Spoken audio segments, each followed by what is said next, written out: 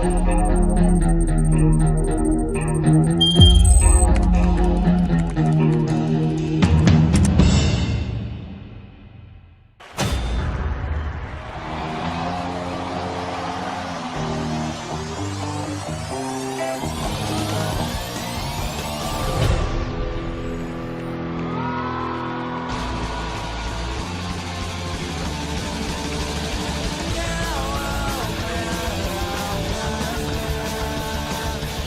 momentum and excitement at the time was so great because there was just like this new thing happening and no one could quite pinpoint it, but we knew that we were a part of it.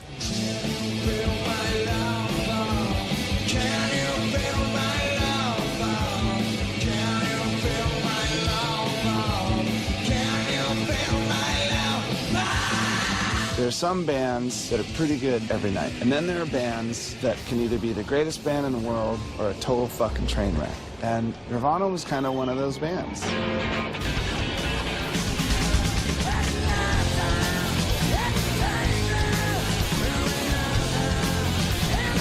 I turned on MTV and there we were. Almost like the Beatles, you know? It's like Nirvana mania. What else should I be? Apologies. What else should I say? Everyone is gay. I'm always in pain too, and that really adds to the anger in our music. It really does. Kind of grateful for it. Love you so much, it made me sick. Come on over to the trip. I got tired of people trying to put too much meaning into my lyrics. People would take it too literally. They think we were being serious because no one sees the funny side of us. So I decided to be really blunt and bold. Leave me again.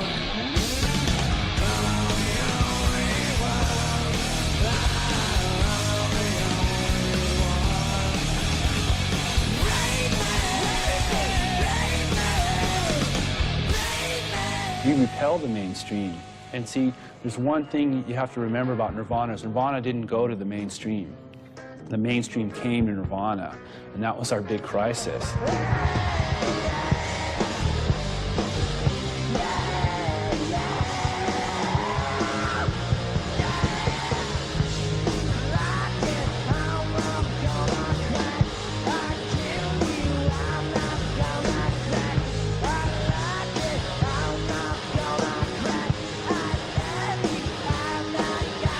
I really want to change our style of music.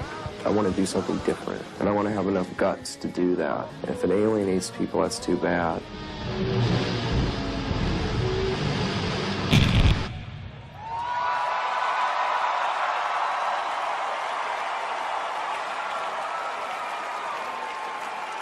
Good evening.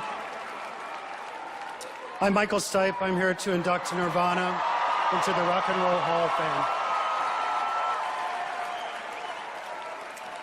When an artist offers an idea, a perspective, it helps us all to see who we are. It wakes us up and it pushes us forward towards our collective and individual potential. It makes us, each of us, able to see who we are more clearly. It's progression and progressive movement. It is the future staring us down in the present and saying, come on, let's get on with it.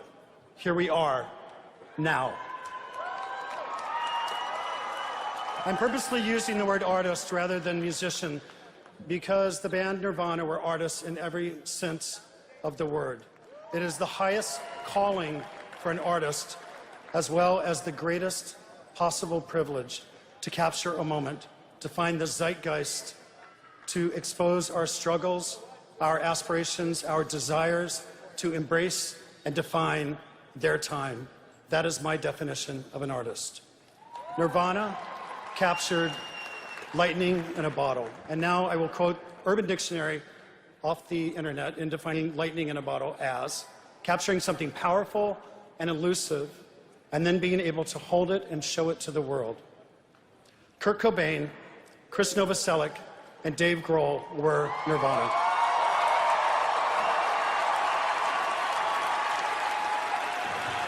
The potency and the power of their defining moment has become, for us, indelible. Like my band, REM, Nirvana came from a most unlikely place, not a cultural city center like London, San Francisco, Los Angeles, or even New York or Brooklyn, but from Aberdeen, Washington, in the Pacific Northwest, a largely blue-collar town just outside of Seattle. Chris Novoselic said, Nirvana came out of the American hardcore scene of the 1980s. This was a true underground. It was punk rock, but the many bands and musical styles were eclectic. We were a product of a community of youth looking for a connection away from the mainstream. Dave Grohl said, we were dropouts, making minimum wage, listening to vinyl, emulating our heroes, Ian MacKaye, Little Richard, getting high, sleeping in vans, never expecting the world to notice. Solo artists almost have it easier than bands. Bands are not easy. You find yourself in a group of people who rub each other the wrong way in exactly the right way. And you have chemistry, zeitgeist, lightning in a bottle, and a collective voice to help pinpoint a moment to understand what it is that we're going through. Nirvana tapped into a voice that was yearning to be heard. Keep in mind the times. This was the late 80s, early 90s. America, the idea of a hopeful, democratic country had been practically dismantled by Iran-Contra, by AIDS, by the Reagan-Bush senior administrations. But with their music, their attitude, their voice, Nirvana blasted through all that with crystalline, nuclear rage and fury. Nirvana were kicking against the system, bringing complete disdain for the music industry and their definition of corporate mainstream America to show a sweet and beautiful but fed-up fury, coupled with howling vulnerability. Lyrically exposing our frailty, our frustrations, our shortcomings, singing of retreat and acceptance, of our triumphs, of an outsider community with such immense possibility, stymied or ignored, but not held down or held back by the stupidity and political pettiness of the times. They spoke truth, and a lot of people listened.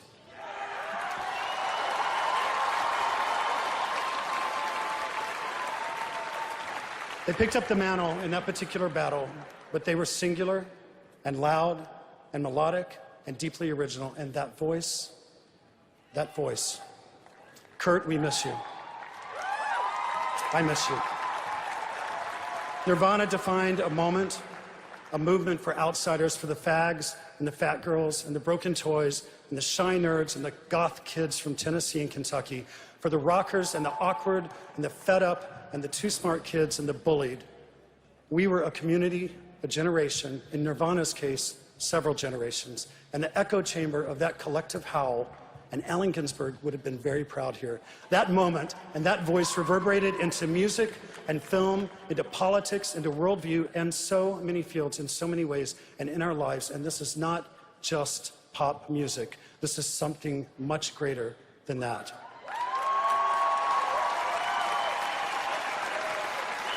These are a few artists who rubbed each other the wrong way in exactly the right way at the right time. Nirvana. It is my honor to call to the stage Chris Novoselic and Dave Grohl.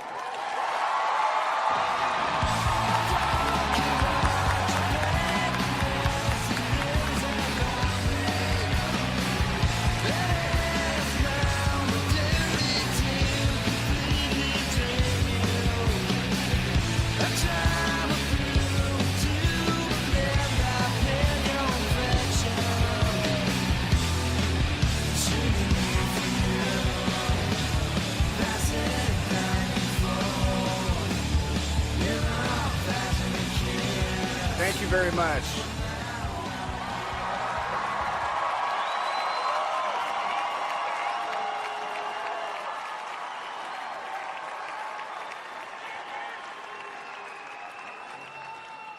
I was the quiet one in Nirvana. I was the drummer. But most of you don't know that I was the 5th drummer of Nirvana. For whatever reason, I got to be the luckiest person in the world and also be in Nirvana. But I have to give credit to all of the other drummers that came before me. Aaron Burkhart, thank you very much. Dale Crover from the Melvins, who is my absolute drumming hero. Dan Peters from Mudhoney. Chad Channing, who was the drummer of Nirvana. Guess what Chad's responsible for? If you listen to a song like In Bloom, the that's Chad. We came from this underground punk rock scene where there really were no awards or ceremonies or trophies. It was all about doing it for real, and the reward was doing it right and sharing the community of music, helping other musicians and inspiring people. And so I got really lucky to grow up in the Washington, D.C. punk rock scene where I was inspired by all of these amazing people. Too many to list.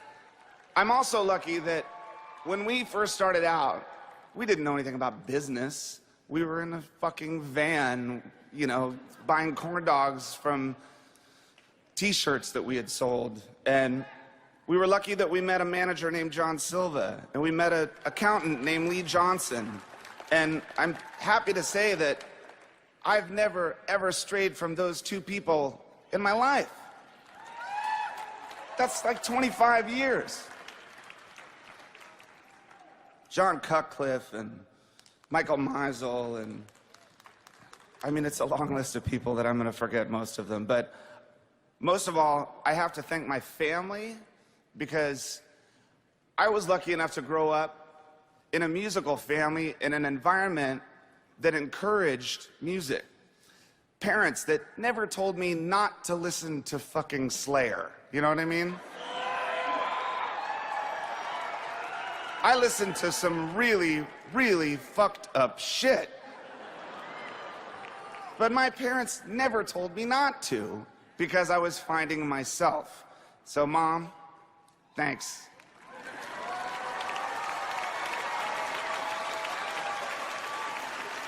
Thanks for letting me drop out of high school. Kids, stay in school, don't do drugs. It's a bad idea. I have to thank my beautiful wife, Jordan, and my two daughters that I hope grow up to inspire people just like every musician I grew up inspired by. Because I think that's the deal, is that you look up to your heroes and you shouldn't be intimidated by them. You should be inspired by them. Don't look at the poster on your wall and think, fuck, I could never do that. Look at the poster on the wall and think, fuck, I'm gonna do that. And then you do this. Thank you.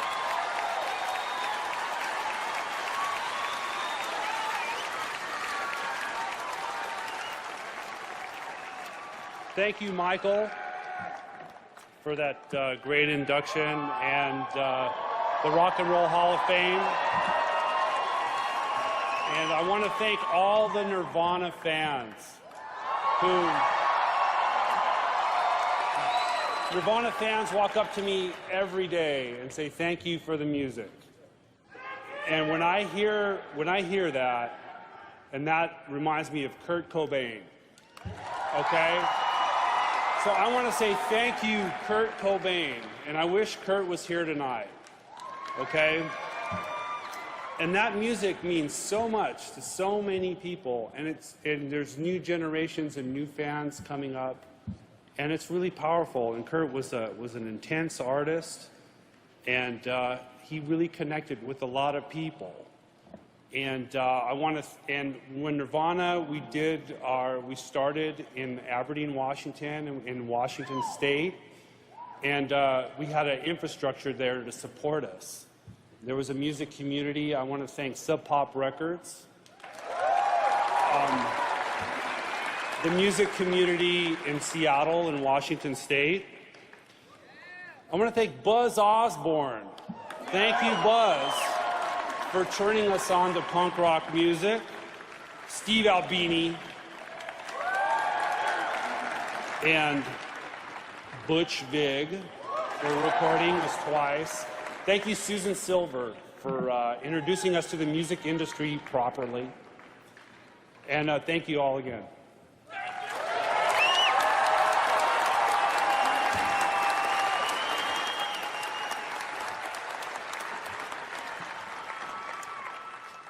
I'm probably gonna cry. I'm already crying because he'd be so proud. He'd say he wasn't, but he would be. I just miss him so much. He was such an angel. Thank you.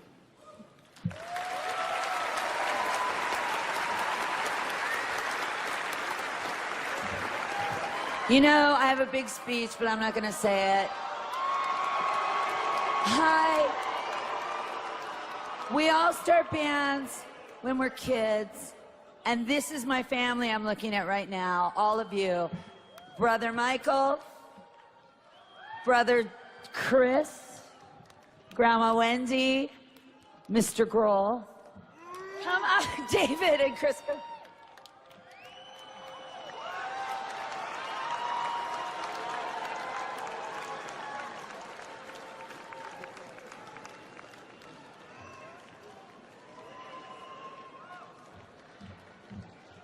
That's it. I just wish that Kurt was here to feel this and be this. 20 years ago, the Rock and Roll Hall of Fame maybe wasn't.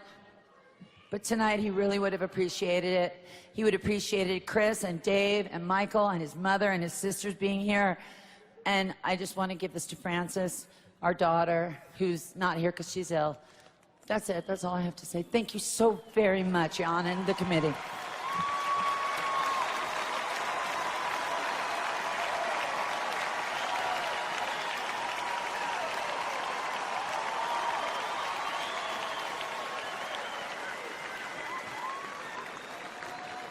We're going to have a few ladies joining us tonight. So here is a lady who I can't believe is not in the Rock and Roll Hall of Fame, who should be. Ladies and gentlemen, Joan Jett.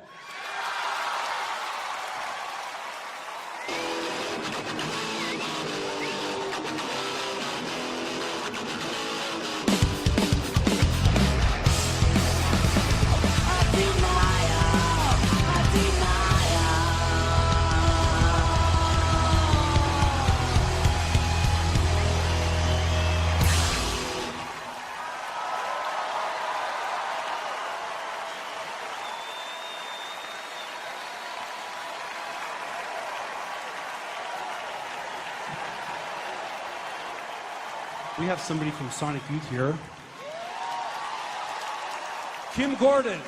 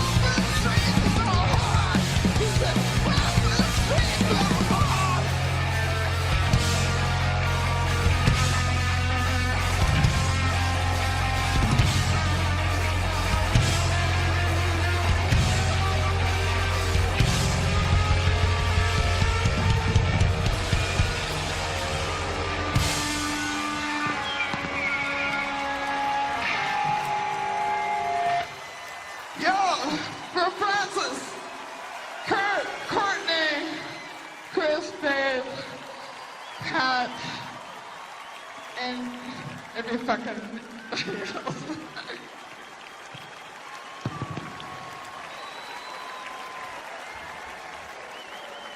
We have another artist who's going to join us tonight. She's the singer in the band St. Vincent. She lives here in Brooklyn. Her name is Annie Clark. Annie.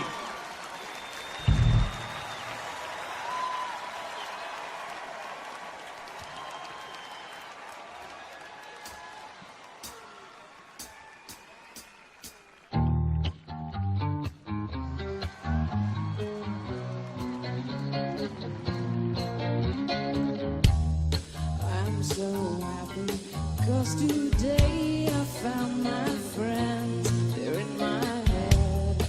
I'm so ugly, that's okay, 'cause so are you. We broke our mirrors Sunday morning. It's every day for all I care. And I'm not scared. Light my candles in the days, 'cause I found God. Yeah, yeah. Yeah, yeah. Yeah, yeah. Yeah, yeah. Yeah,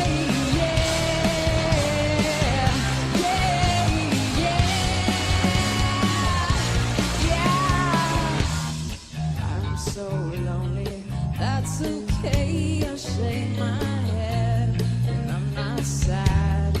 And just maybe I'm to blame for all I've heard. And I'm not sure.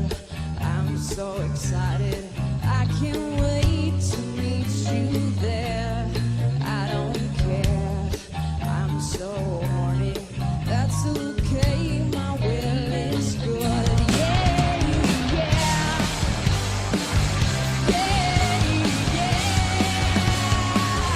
Yeah, yeah.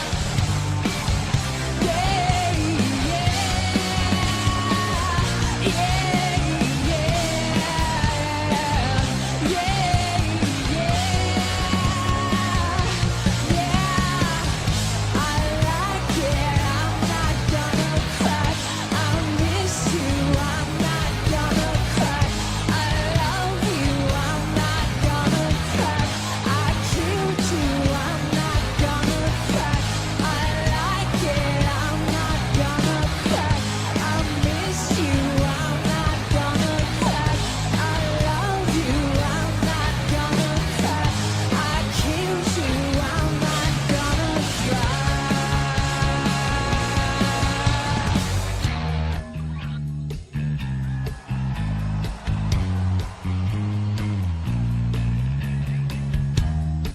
I'm so happy, 'cause today I found my friends. They're in my head. I'm so ugly, that's okay, 'cause so are you. We broke our mirrors Sunday morning. It's every day for all I care. I'm not scared. Light my candles in the days, 'cause I found God. Yeah, yeah. Yeah, yeah. Yeah, yeah. Yeah, yeah. Yeah, yeah. Yeah, yeah.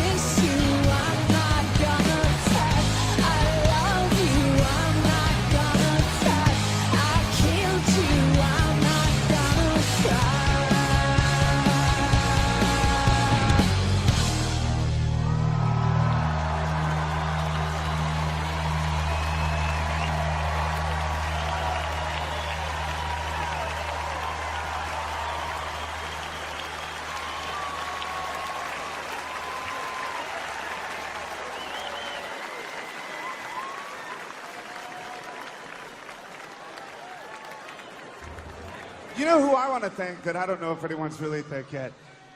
Pat Smear, ladies and gentlemen. Thank you, Pat. Pat, I love you so much. No, you don't love me more. We're going to wrap it up with this number. So again, thanks, Pat. Ladies and gentlemen, Lord.